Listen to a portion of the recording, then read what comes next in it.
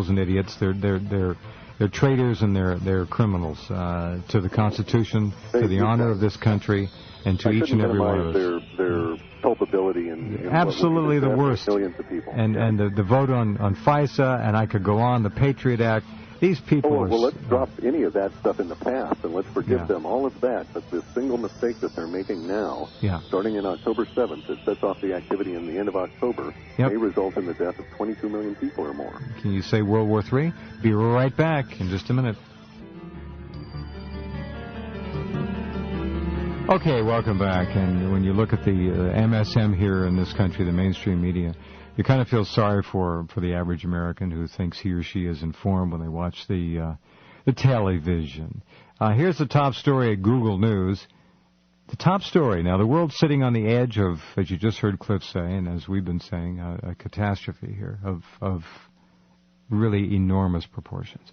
Top story is Endangered Species Act changes give agencies more say. That's the top story on Google News. Second story is U.S. tells Russia to halt Georgia conflict.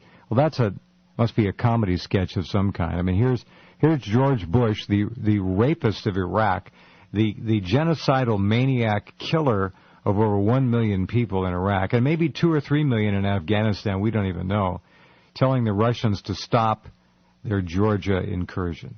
I run out of words.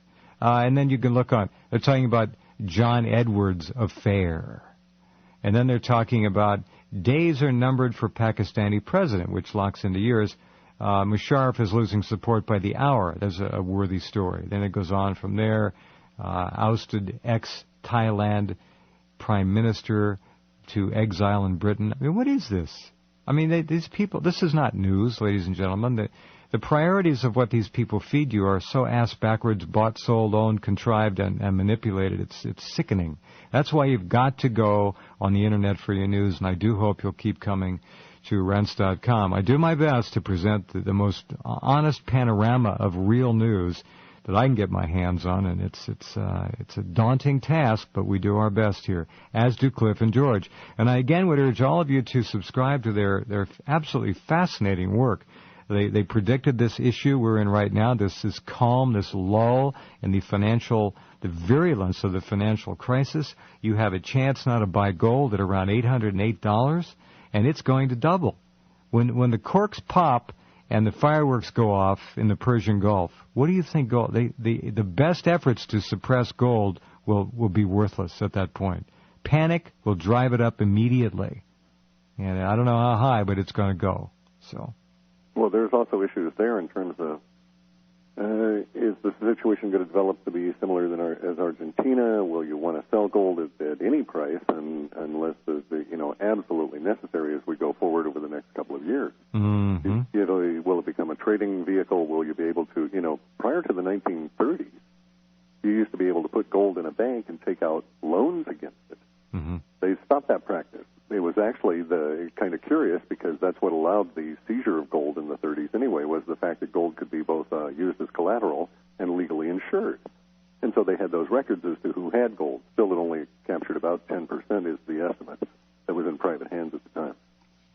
But the problems are going to be quite severe as the dollar degrades, and it'll actually get to the point where it'll collapse. The military distractions notwithstanding, it can't be stopped anymore. The 1913 creation of the dollar started a debt pyramid, an inverted pyramid, where the sharp end is down on the dollar in 1913, and now it's hugely massive, and it must roll over. And unfortunately, it's going to take all of us with it. It's going to cause huge problems in South America, where many of the countries literally have their bank accounts in what are going to become worthless dollars. Mm-hmm. And they will have every right to come on up here and kick our butt, for allowing such a situation to occur. Now, they were duped into it because we were apparently so successful, et cetera, but and still we have the American education system to blame for the ignorance level of our current population regarding our monetary system, which allowed, the subprime loans and everything else to go. So it's all interwoven there. Unfortunately, we're going to pay through the nose through our collective karma over these next 36 months or so. Okay.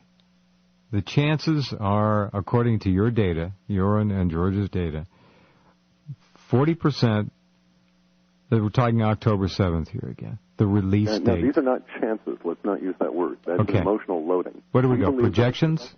We have a forecast that on October 7th, and we're just picking the time at 7:10 in the morning, that we're going to get or we're going to actually change from the current period we're in, which we term as a building emotional tension, where we're all riled up and we don't know what's going to happen, that kind of thing, into a release language period. Release language periods could be very good. Everybody, yay, cheering, we rounded up all the crooks and we're going to have a big show trial and hang them all from lampposts. Congress was arrested, you mean? Exactly. Congress, pretty much the whole kit and caboodle. And we would all sit around and cheer, and the planet would be in a good time, and for 5 months we'd have a huge party. That could be release language. Unfortunately, it seems a little bit less likely than the alternative, which is the same level of emotional release where you run around screaming. The ladder's too steep. Correct. All right, 40% financial, 40% military, 20% Earth, Terra. Correct. Now I'm going to talk about this for a minute. You and George and many of you listening know very well what's sitting on the edge of the Canary Islands on the western end. The eastern end. A volcano, which has a 2-meter crack, which literally runs apparently from one side of it to the other.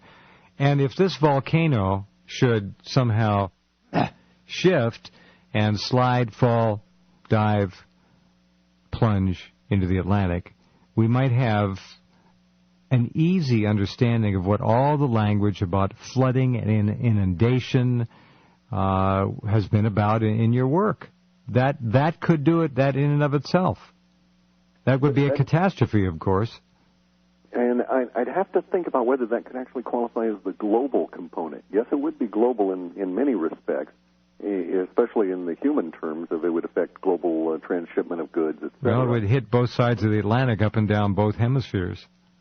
Yeah, that's true. And we do have the global, and in my mind, of course, we always go to the larger context, which I really thought of more in terms of 3 to 5 to 10 to 15 feet of tidal influence because of some kind of, and there's where we get into the woo-woo part of our interpretation. We get a reading that says global coastal event, and it describes certain characteristics. And then beyond that, we're kind of like trying to make up a scenario that would account for this. Okay, and our issue is that we get a global coastal event that's going to have a play-out of about 5 months. It's not connected, unfortunately for all of us, with the 5-month period of time that starts on October 7th. It's not. No, it's not directly so. It begins in 2009, a little bit later after that period ends. Okay, so that 20% is going to grow potentially then? Oh, it shifts. It morphs. The 20% that's a snapshot on October 7th. Got it. Okay, it does not necessarily pertain to what we're going to have happen in early December, where we've got indications that for the 10th, 11th, and 12th, there's going to be a whole lot of activity within the press about earthquake. Okay, well, go ahead. I say at that point we would have a much higher balance of Terra relative to other components feeding into the release language. Does that make sense? Yeah, sure.